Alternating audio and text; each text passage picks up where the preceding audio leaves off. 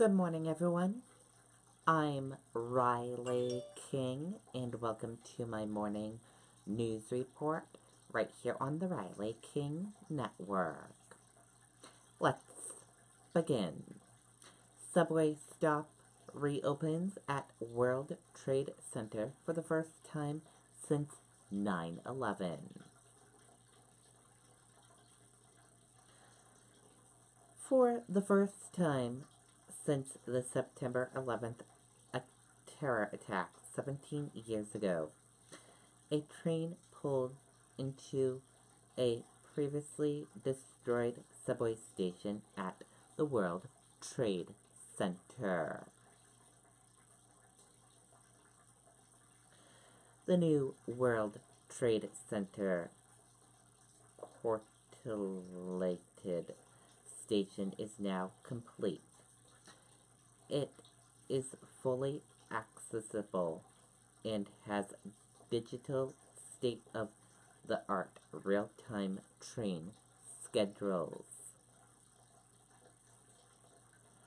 Eyewitness News talked to residents who live in the area to see what they thought about the restoration of the long-closed one-train stop.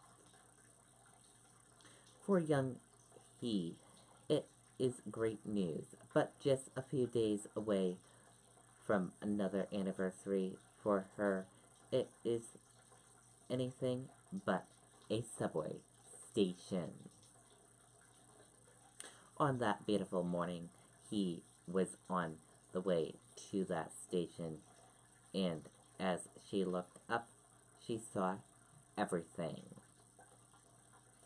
On Friday, MTA contractors were pulling their equipment out of the station after 17 years of shuttling commuters to South Ferry instead of Cortlandt Street. After 17 years and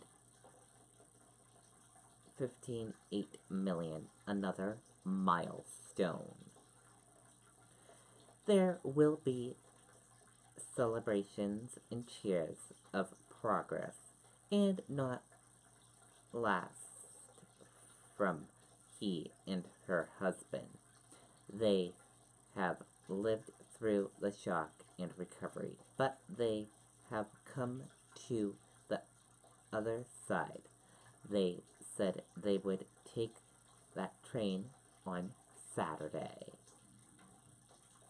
And here is a photo of inside that new World Trade Center station. Take a look.